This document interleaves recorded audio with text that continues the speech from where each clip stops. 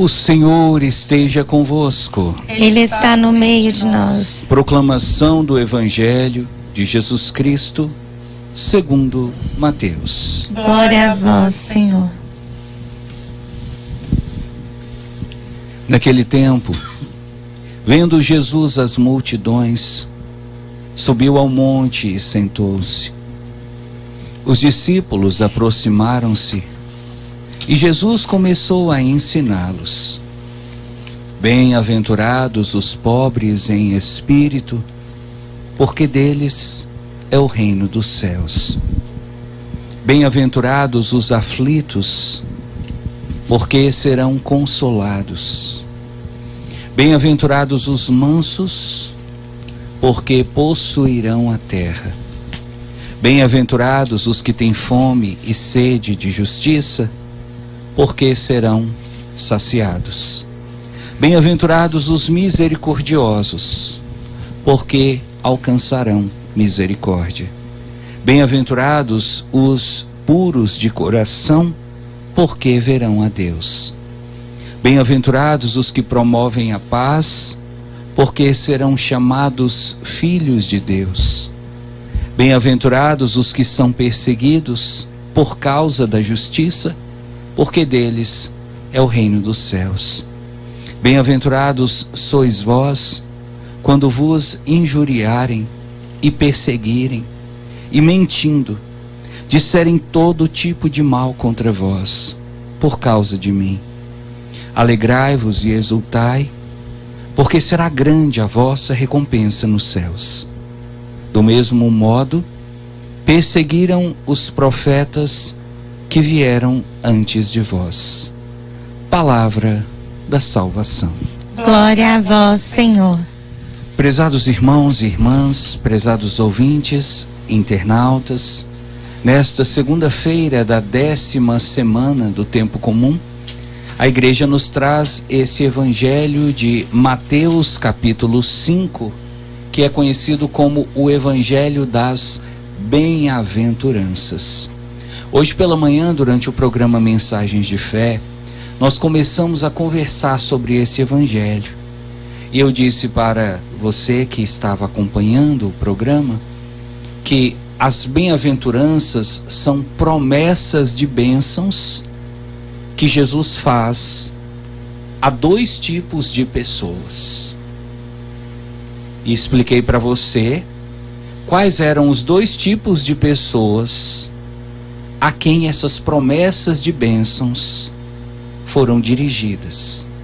Disse para você que Jesus dirigiu essas promessas primeiramente aos que sofriam, aos que estavam passando por algum tipo de sofrimento, e disse para você que outras promessas foram dirigidas para pessoas que conservavam ou que praticavam algumas virtudes. E no programa Mensagens de Fé, então, nós conversamos sobre as promessas que Jesus faz nesse texto àqueles que sofrem.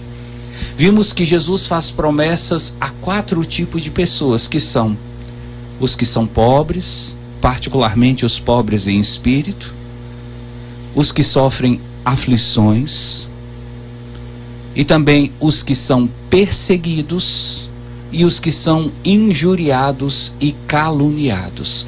Esses são os 4 tipos de pessoas que passam por sofrimentos e que recebem promessas de Jesus.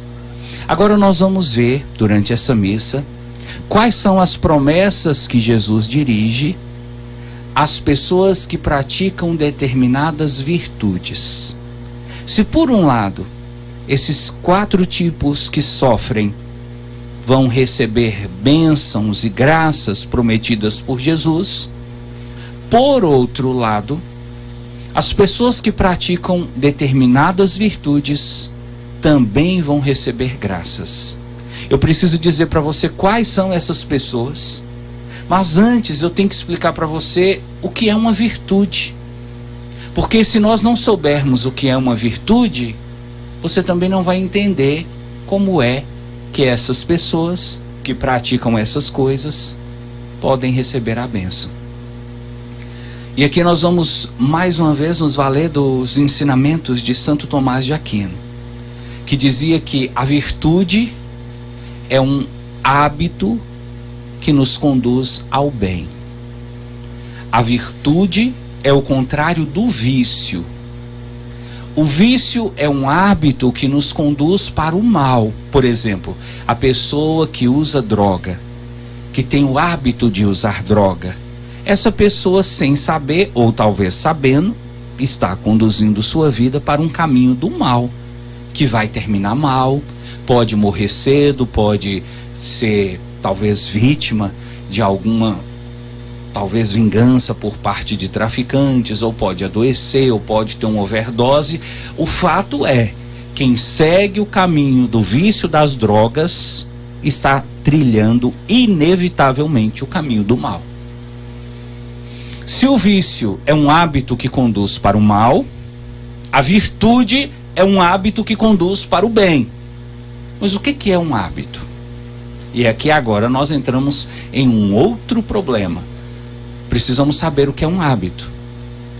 Um hábito é uma ação que você pratica com tanta frequência que se torna comum, que se torna natural, que se torna rotineiro para você. Por exemplo, se você todos os dias acorda, desce da cama e vai direto para o banheiro escovar os dentes, chega uma hora que você faz isso de uma maneira tão natural que você nem pensa no que está fazendo, você simplesmente faz.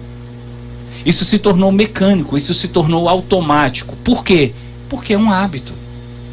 E é um hábito que conduz para o bem, porque você está higienizando seus dentes, higienizando sua boca, você está cuidando de si mesmo. Isso é uma coisa boa para você.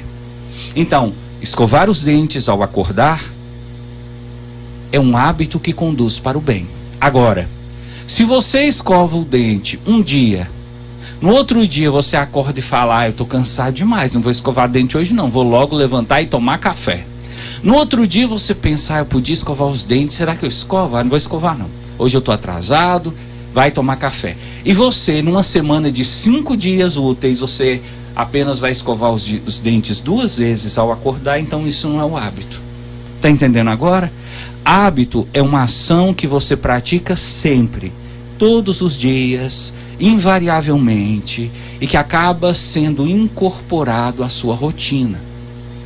Então nós só podemos chamar de hábito uma coisa que você faz sempre. Se você faz de vez em quando, não é hábito. Pode ser, no máximo, uma atitude. Mas hábito, para ser hábito, tem que ser toda vez. Toda vez. E assim então você começa a perceber que os hábitos são coisas que você pratica toda vez, e essas coisas podem te levar para o mal, e aí você vai chamar de vício, ou podem te levar para o bem, e aí você vai chamar de virtude.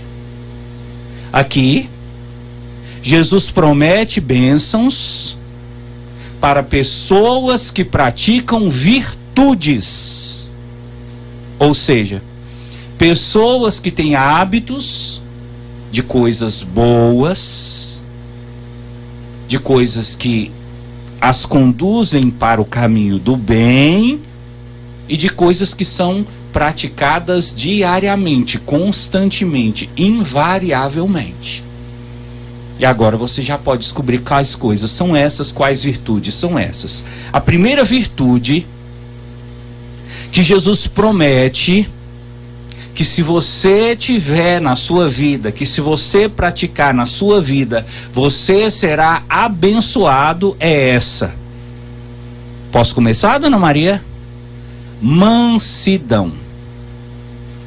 A mansidão é uma virtude, é um hábito que, se você praticar todos os dias, vai te levar para o caminho do bem e vai trazer bênçãos para a sua vida. O que é a mansidão, padre? Tem gente que acha que a mansidão é até uma característica negativa de alguém muito lerdo, alguém que gosta de escorar nos outros, alguém que fala assim, termina o almoço e fala assim: você tá indo lá na cozinha levar as vasilhas? Tô. Leva meu prato para mim. Aí Dona Maria olha e fala: esse é manso, viu? Não é esse tipo de mansidão. É uma mansidão de alguém que não gosta de briga. É alguém que não gosta de confusão. A pessoa mansa aqui para Jesus é aquela pessoa que faz de tudo para não entrar em atrito, para não deixar que as coisas cheguem ao ponto de precisar de chamar a polícia, de precisar ir para o fórum, entrar com ação na justiça. A pessoa mansa é aquela pessoa que gosta de resolver os conflitos, que chama, fala: não, vem cá, vamos conversar. Não precisa assim não precisa ficar gritando não. Você queria chamar a polícia? Vem cá, não precisa chamar a polícia não. Vamos resolver isso aqui entre nós. Então a pessoa mansa é aquela pessoa que gosta de colocar fim nas brigas. É aquela pessoa que gosta de colocar harmonia onde existe conflito, onde existe muitas vezes até injustiças acontecendo, onde existem acusações. Então a pessoa mansa, ela procura não ficar com raiva, ela procura não ceder aos ímpetos de vingança, de fúria. E a pessoa mansa é aquela que você pode machucar ela, você pode bater nela, e ela com tranquilidade vai procurar perdoar você.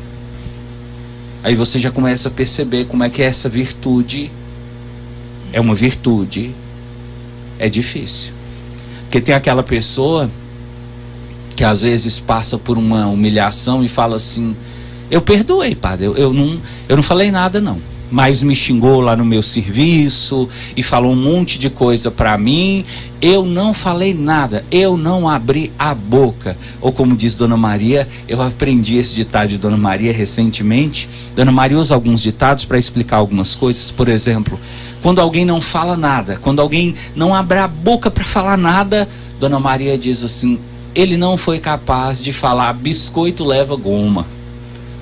Então aquela pessoa que está ali sofrendo, que está ali passando por dificuldade e não abre a boca para falar biscoito leva goma, ou como diziam antigamente, essa boca é minha. A pessoa mansa, ela faz isso, mas não uma vez só. Se você é daqueles que fala assim: olha, naquele dia eu fiquei calado, naquele dia eu abaixei a cabeça, naquele dia eu não falei nada, mas se acontecer de novo, eu pego um porrete, eu vou pra cima, padre. E se eu tiver uma faca, eu vou com a faca. Se eu tiver com um revólver, eu vou com um revólver. Se eu tiver com um canhão, eu vou com um canhão, porque eu não vou aceitar mais não, foi uma vez só. Aí não é virtude, aí foi um ato de mansidão. Para ser uma virtude, tem que ser incorporado na sua vida de maneira que isso aconteça sempre. Todas as vezes que você passar por uma briga, você vai caçar um jeito de não entrar na briga, de não caçar confusão e de não participar daquela discussão, daquele debate, daquela confusão que criaram ali.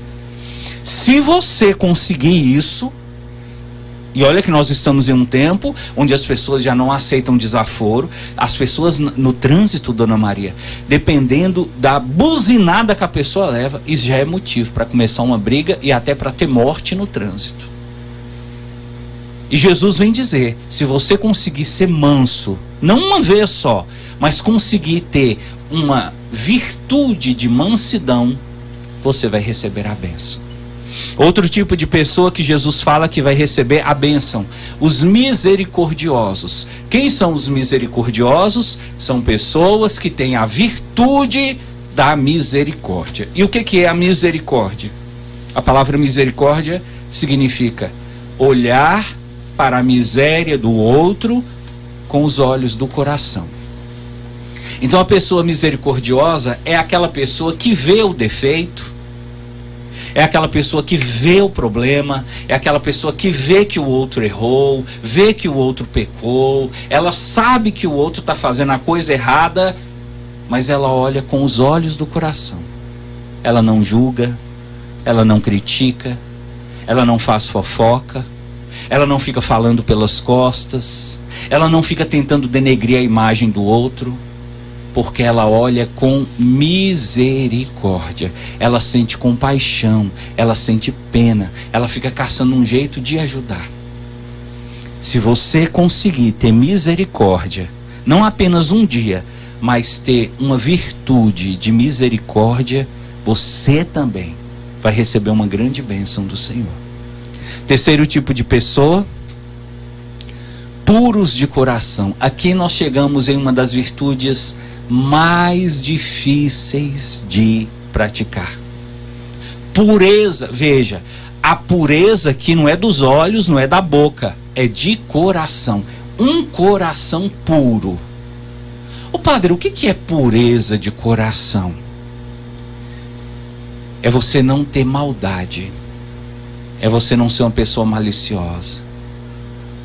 E aqui, meu irmão, eu lamento muito a nossa cultura brasileira. Eu lamento muito as músicas que se produzem no Brasil. Eu lamento muito as conversas que acontecem nos bares, nos botecos, as conversas que acontecem até mesmo em salões de beleza cheias de malícia. Os homens já olham para as mulheres imaginando aquela mulher nua. E se aquela mulher está com a calça apertada, se aquela mulher está com a saia curta, já começam a assobiar, a dar cantadas e a se insinuar para aquelas mulheres, já levando para o lado sexual, para o lado, muitas vezes até, poderíamos assim dizer, desrespeitoso, para o lado pornográfico. E hoje nós estamos em um tempo onde no Brasil, praticamente, até nas propagandas de shampoo tem mulher pelada. Eu fico imaginando como é difícil para um homem que quer viver a pureza de coração, andar, conviver, relacionar com as pessoas aqui no Brasil. As músicas cheias de indecência, cheias de malícia, cheias de maldade. Filmes, novelas agora das 6 horas da tarde já tem cenas de sexo, cenas de homossexualismo, de nudez, e as criancinhas assistindo. Aqui eu fico lembrando de uma passagem do livro de Jó. Jó falando para ele mesmo que ele queria levar uma vida de pureza, que ele queria ser uma pessoa pura. E ele havia feito um pacto com os seus olhos. Olha isso, seu Zé, essa é para o senhor, que às vezes é aquela mocinha passando com um toco de saia e fica falando assim, lá em casa. Olha o que Jó disse. Jó disse assim: eu fiz um pacto com os meus olhos.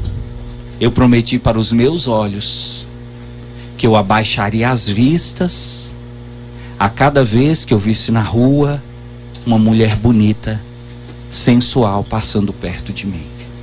Então Jó, todas as vezes que ele viu uma mulher muito sensual, muito bonita, que ele sabia que aquilo poderia trazer desejos, pensamentos na cabeça dele, ele abaixava as vistas, ele começava a rezar.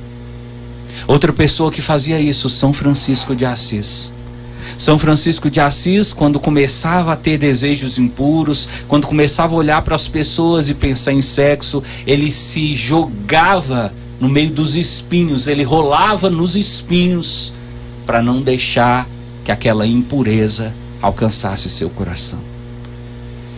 Esse, meu irmão, minha irmã, é um dos maiores desafios do cristão. Levar uma vida de pureza, não dos olhos, não da boca, de coração. Ter um coração puro. Não ficar pensando maldade dos outros. Não ficar levando as questões todas para o campo da sexualidade, para o campo da indecência, da maldade, da malícia.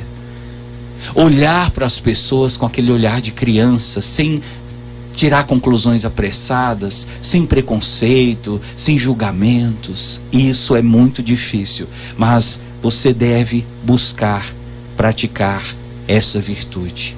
E caso você consiga, você receberá uma das maiores bênçãos que Jesus promete. Sabe qual é? Você verá a Deus. Há quem diz que aqueles que buscam essa virtude da pureza do coração começam a enxergar a Deus ainda nessa vida. É possível você procurar viver uma vida de tanta pureza que você comece a rezar e Jesus apareça para você, como apareceu para Santa Faustina, como apareceu para Santa Teresinha do Menino Jesus, como apareceu para Santa Teresa d'Ávila, como aparecia para São Francisco de Assis e para tantas pessoas, porque buscaram viver uma vida de pureza. E o último, para a gente encerrar, Jesus diz: os que promovem a paz. Promover a paz, meu irmão, não é só colocar um fim na guerra. Promover a paz é ajudar as pessoas para que elas não percam a sua tranquilidade, o seu equilíbrio, a sua serenidade. Hoje nós estamos em um tempo onde a mídia, onde as notícias, a internet, tudo parece concorrer para a gente perder a paz. Você já acorda ouvindo coisas que querem roubar a sua paz. Você conversa com pessoas que querem roubar a sua paz. E aí eu vou falar para você: porta de boteco, salão de beleza, são lugares hoje onde você vai e ali a sua paz é sequestrada. Que é tanta coisa que você ouve que você sai de lá com a cabeça cheia e muitas vezes sem paz. Se você conseguir manter sua paz, e se você conseguir ajudar as pessoas a permanecer em paz, a não entrar em surto, a não se descabelar, não se desesperar. Se você vê uma pessoa desesperada, conseguir acalmar a pessoa. Você vê uma pessoa que praticamente perdeu o rumo e conseguir serenar o coração daquela pessoa e fazer disso um hábito, uma virtude na sua vida. Prepare-se. Uma grande bênção espera por você.